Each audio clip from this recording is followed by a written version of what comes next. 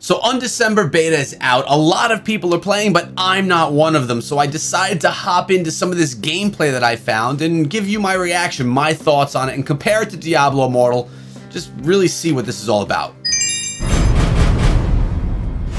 What is up, my friends? My name is Echo and welcome back to the channel. We've been covering Diablo Immortal regularly and we've gotten ourselves into Undecember. So what we're looking at right now is the beta version of Undecember, and I want to let you guys know this is being played right now on PC, but the game is pretty much the same on mobile as well. But I want to break down the mechanics of the game, the attack styles. Like, we're seeing some barbarian style attacking happening right now, and that whirlwind seems to last forever. My goodness. That's also the chain pull from Diablo Immortal and the smash down. Look at this, very similar skills from what we're used to from playing Diablo Immortal. Now, why am I not playing this game right now on my own? Like, why am I not in the beta? And one, I've never worked that tap account, which you have to download, but that wouldn't be the end all be all for me. I don't have an Android device, and this is not for people that are on Apple iOS devices. So sadly, I can't jump in there. Now, I'm wondering as I'm watching this, if I could play this on PC, just to test it out. And that's going to be my next dive in. If you know the answer to that, let me know in the comment section below if I could play this in the United States, even though it is not based out of the US, from downloading it on PC, because that is something I'd be very willing to do, to try out and to mess around with. But initial thoughts right here. Now, we know Undecember, we've talked about how the skill system is different, how the runes work inside of the game. I've got a ton of videos breaking that stuff down, but things look similar. Like, notice right now, this character is using an archer style skill. Looks like there's some type of a bow and arrow. A moment ago, this character was using the barbarian skills, using the smashing, using the chain pulls, utilizing the whirlwind ability. Now, this is not what they're called in Undecember. I'm more referencing other games that we know more worldly, like Diablo style games. But I like how you could change things up. Like, look at this. Look at how things are being chained together. The attacks are looking good. Speaking of looking good, the game looks really nice. And your HUD is something typical. You see, just like a typical Diablo game down below, the HUD looks like that. Up top, you have your map, you have your character ID. Also notice that everything is not in English because this is not available in English as of yet for this beta testing. Now, I don't know how long the testing is going to last. I think it's just going to be a couple of weeks. Hopefully by the time this ends, Diablo Immortal has a beta for us to test with the Necromancer and the new Hell stage. We'll have to see what happens there. But for me, I like playing everything on mobile. My whole focus in life is playing mobile games. It just fits my lifestyle better. I know, we've discussed this before on the channel, but I have to bring it up again because even if I were able to play Undecember on PC, I would get a very limited amount of time in it. Just like Diablo 2 Resurrected. It's on my computer and I barely play it because I'm always doing other things, YouTube and work related, on my computer that I just can't open up a window and play this on the side. Now, could I play it on my laptop while I'm at work? Sure. Is that good work ethic? Probably not. I don't want to get myself in trouble with the job. Playing on the mobile phone? Hey, I don't know. It just feels different. So that's where we're at with that. But overall, my impression of the actual gameplay is solid. I mean, look at these attacks. Look at how this wizard style attack looks like now. He's using some wizard style skills, are chaining through all of the enemies on the screen. Now, something I will note is the enemies all look very similar.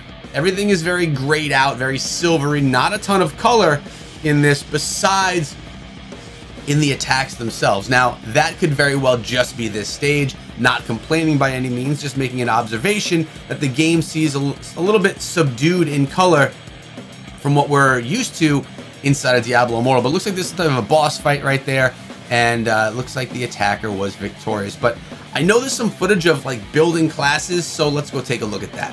This is a pretty cool looking character, mind you. Now, I can't read anything. I can't read what's being said anywhere, but you can see the loadout system and how you can change things up. Do I know exactly what all this means? No. Looks like you're able to switch out the armor. I'm not sure if this is all just cosmetic or if it has different stats as well. I would assume, that one looks nice, by the way. I would assume that the stats are different on all of this gear. Notice you have the chest piece, the helmet, the weapons. They're all changeable, interchangeable. We're getting a nice little view here of all of this going down. Look at that weapon also. Man, I'll tell you, I wish I can get my hands on this to play it myself. Maybe I should be investing in an Android phone and get off this iOS. But looks like back into the battles. Let's get ourselves to another stage. Let's zip around and try and find some different enemies, some different looking things. This is actually different footage from the previous footage we were watching. I will try my best to remember, and I sometimes forget, I apologize, to link the original footage that I'm using in the description of this video. Let's see this battle out though, because these enemies definitely look different from the ones we saw in the other footage. These look a little bit bigger, a little bit harder to handle, but look at the attack. It seems like it's a lot less crazy. It looks like an upgrade happened there as well. She's frozen by the enemies, but then takes them all down. Let's dive a little bit deeper into the footage. And as I say that, we have all these menus pop up. We don't want to miss out on these. Look like there's some type quick menus. There's the rune system. He's jumping so quickly between each of these, but you're seeing the mechanics inside of the game, easily attainable, easily able to switch things out. And here we go. This is all the builds and the trees that we've talked about and broken down in the past. There's a lot of depth inside of the game. It's not as easily built out as we're used to for Diablo Immortal. This is something more Path of Exile looking when you're looking at this star system that you could build out. That's not what it's called. I actually forget what it's really called. But there's a lot of depth, a lot of things to do, and it looks like we have a portal which can take you places.